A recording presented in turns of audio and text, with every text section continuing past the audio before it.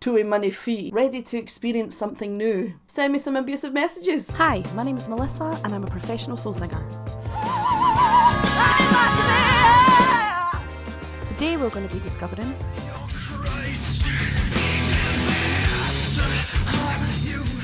Hello there my dudes. I hope you're all well. I hope you had a wonderful Halloween season and had lots of spooky fun. We're back again for another Soul Singer Discovers. Ooh. Today we're going to be discovering a perfect circle, but before we get there, it's time for Mailhead musings.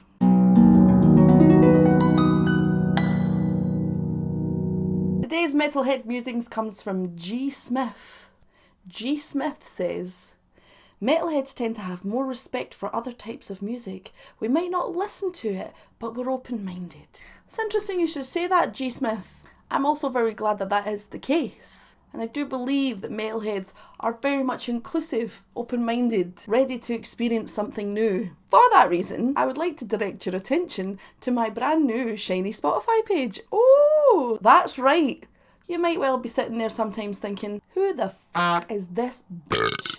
And why should I listen to anything she has to say about music? Well, I'll tell you. I have released my own albums and EPs, and yes, I might not be Metallica, but I am a grassroots musician. For those of you who might be fed up listening to millionaires pump out albums, why not shove this down your pipe and smoke it? I recently consolidated all of my music into one Spotify that comes under Melissa Kelly.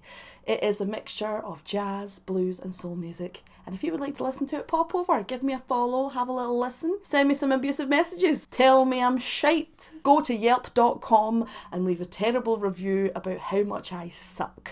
But whatever you do it with passion in your heart. Today on Soul Singer Discovers, we're going to be discovering a perfect circle. This was actually suggested to me in the comment section by the lovely Martin. The first few times I was like, sure, I've added it to the list, don't worry about it. Next couple of times I was like, oh, he really needs this. And as I said, if you comment enough on my videos, I will eventually become your friend and know your name. Probably send you a Christmas card. So let's head over to Rosie the Robot and learn some things I didn't know about a perfect circle. A perfect circle was formed in 1999 by guitarist Billy Howerdale and Tool vocalist Maynard's James Keenan. Everybody shut the f*** up. Maynard's in this band? Nobody told me. No, wait, Martin told me, didn't he? Shh. You did tell me, Martin. It's all coming back to me now. The band's name, A Perfect Circle, was inspired by a concept discussed in a book called Mer de Noms by Maynard. Is it French or am I just saying it with a French accent? Prob's just saying it with a French accent. To a money fee. Okay. Some of you might be regular watchers and know that I have listened to a few Tool records now, and each one more complex, compelling and brain scrambling than the last. So, the name of the song is Judith. Not gonna lie, Judith is the kind of name I will call someone when I'm making fun of them. Isn't that right, Helen? So let's do it. A Perfect Circle, Judith. Boop.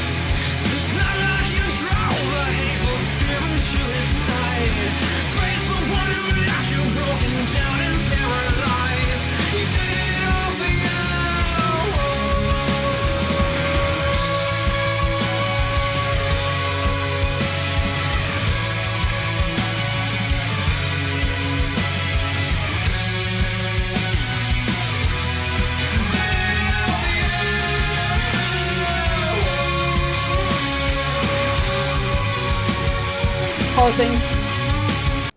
Okay. Oh, I can already tell that this band is going to be a really big problem for me. It's given me, okay, I am going to be vulnerable, yes, me, Melissa Kelly, someone who would physically fight anyone from the comment section. I'm not sure how old I was at the time. Younger, much younger, when the film Queen of the Damned came out. I've read Anne Rice my whole life and I went to see Queen of the Damned. It is garbage, I am aware, okay? But I loved every breathing minute of it. And I knew it was garbage even then, and I know it's garbage now. I went out and bought the soundtrack and I bought the score, because when I like something, I can't just like it. I've got to engulf myself in it and go and find all the things. Like, I'll set up shop and live in that universe. And the soundtrack from it was a bunch of metal tunes that I wouldn't have found on my own. It's giving that. It's giving very, like, naughty, early naughty, 2004 vibes. When was this tune out? Hey Siri. Oh my god. Do you know, sometimes I'm a genius. Yeah, 2000 Judith was out. That makes so much sense to me. I love this. I do love this. Maynard feels a lot more like he's opened up a lot more. In Tool stuff, he's very sort of closed and it feels a lot more intimate. Whereas in this, it feels more outlandish, bullshit. I also notice, some of you might have noticed me making the face, they've got a woman in the band playing guitar. Fantastic.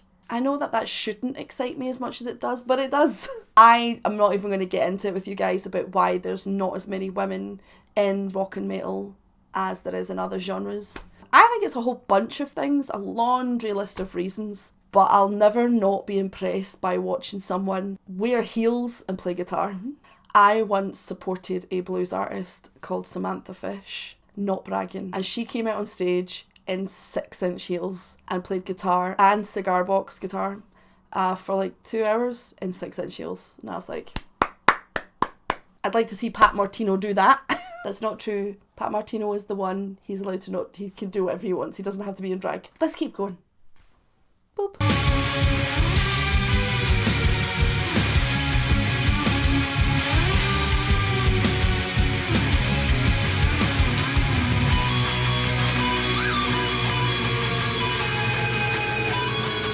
So cool.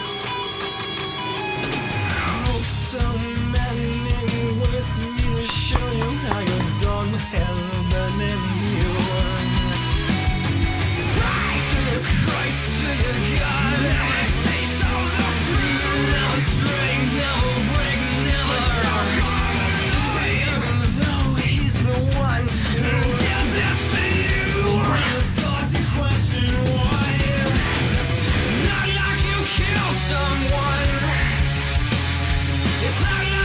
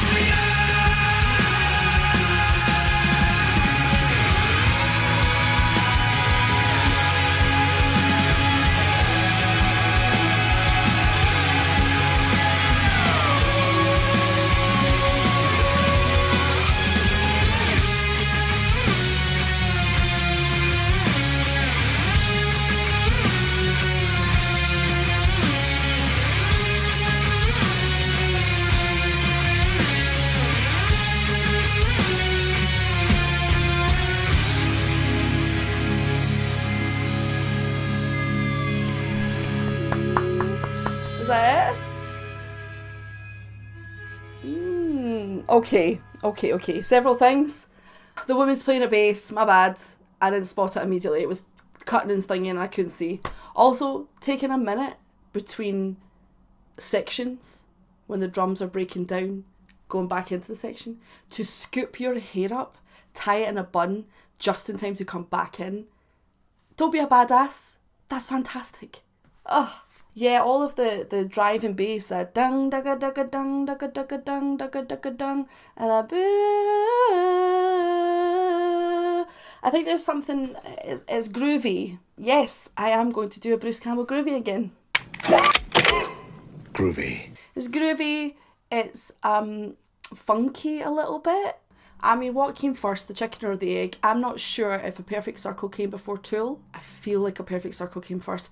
Point being is they feel linked in their expression. And of course they would, because there's a member of the band that was in Tool that is also in A Perfect Circle. I like the choice of this almost Eastern vibe with that. There's something about that has appeared on several of the Tool things that I've listened to, and I think it's super cool. Also, someone told me the last Tool video we did that I clocked the sort of Eastern vibe at the start that was weirdly distorted through a pedal or something. Turns out that was Maynard's cat. Maynard's just casually putting his cat on things.